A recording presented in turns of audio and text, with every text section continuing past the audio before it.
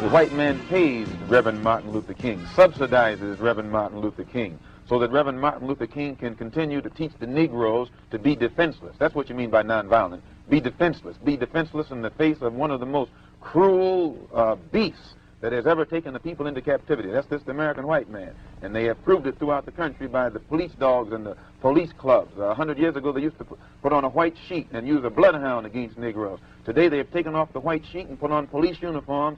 They've traded in the bloodhounds for police dogs, and they're still doing the same thing. And just as Uncle Tom, back during slavery, used to keep the Negroes from resisting the bloodhound or resisting the Ku Klux Klan by teaching them to love their enemy or pray for those who use them despitefully. Today, Martin Luther King is just a 20th century or modern Uncle Tom or a religious Uncle Tom who is doing the same thing today to keep Negroes defenseless in the face of attack that Uncle Tom did on the plantation to keep those Negroes defenseless in the face of the attack of the Klan in that Well, day. I don't think of love as, in this context, as emotional bosh. I don't think of it as a weak force, but I think of love as something strong and that organizes itself into powerful direct action. This is what I tried to teach in the struggle in the South, that we are not engaged in a struggle that means we sit down and do nothing. That there's a great deal of difference between non-resistance to evil and non-violent resistance. Non-resistance leaves you in a state of stagnant passivity and deadened complacency, wherein non-violent resistance means that you do resist in a very strong and determined manner. And I think some of the criticisms of nonviolence, or some of the critics, fail to realize that we are talking about something very strong, and they confuse non-resistance with nonviolence. The goal of Dr. Martin Luther King is to give Negroes a chance to sit in a segregated restaurant beside the same white man who had brutalized them for 400 years. The goal of Dr. Martin Luther King is to get Negroes to forgive the people who have brutalized them for 400 years by lulling them to sleep and making them forgetting what those whites have done to them. But the masses of black people in America today don't go for what Martin Luther King is putting down. As you said in one of your articles, it's psychologically insecure, something of that sort. I forget how you put it. But you didn't endorse what Martin Luther King was doing yourself. I do not reject his goals of full integration and full equality rights for American citizens. Do you reject these goals? If you don't think that he's walking on the right road, I'm quite sure you don't agree that he'll get to the right place.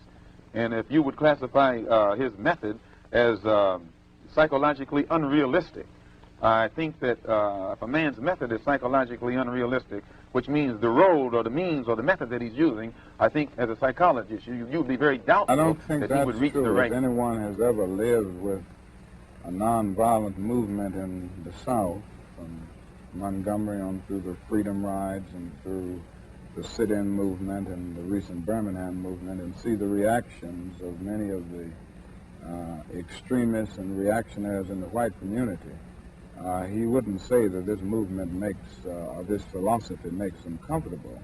I think it arouses a sense of shame within him often, in many instances. I think it does something to touch the conscience and establish a sense of guilt. Now, so often people respond to guilt by engaging more in the guilt-evoking act in an attempt to drown the sense of guilt. But this approach certainly doesn't make the white man feel comfortable. It disturbs the other things, conscience, and it disturbs this sense of contentment. Nothing will they ever do. They will always talk it, but they won't practice it.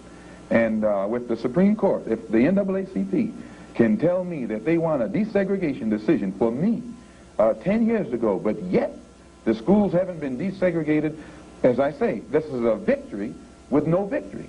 It's a victory that you can talk about, but it's a victory you can't show me. So if you represent the NAACP and you are telling me about this great victory you won for me, when I look at you, I have to conclude that either you have been duped yourself or else you are trying to dupe me. And in most instances where the civil rights struggle is involved, there is no civil rights leader can point to me one concrete gain practical gain that black people have made in the civil rights field in this country, not only during the past 10 years, but during the past 100 years. I don't think there's any real organization to the riots. I think they grow out of the conditions that I've mentioned all along. And as long as these intolerable conditions are there, as long as the Negro finds himself living every day in a major depression, then every city will sit on a powder keg and can explode over the slightest incident. I feel that killing is a very tragic way to deal with any social problem. There is no violent solution to the problem that the Negro confronts in this country, and this is why I have constantly said that riots are socially destructive and self-defeating. After all, the Negro ends up on the losing end. We can't win a violent revolution. Most of the persons killed in riots are Negroes themselves. The persons who end up not being able to get milk for their children of Negroes because things where they have to live are destroyed.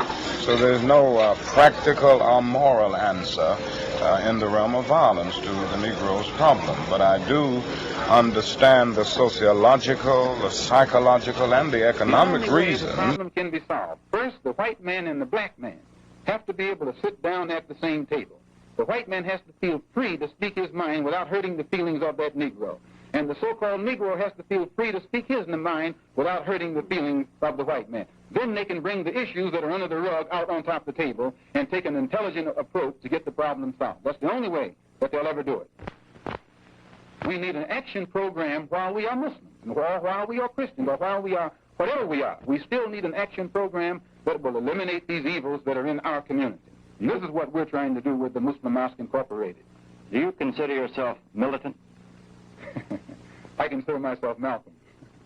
Well, I think we have to agree that this appears to be the result of an internal conflict within the black nationalist movement.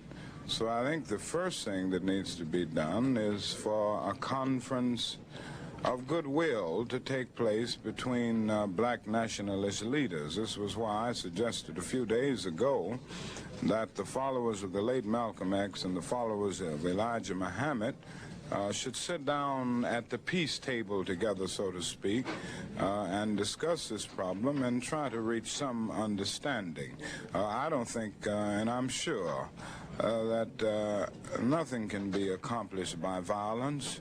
It only leads to new and more complex social problems. I think it is unfortunate for the black nationalist movement. I think it is unfortunate for the health of our nation.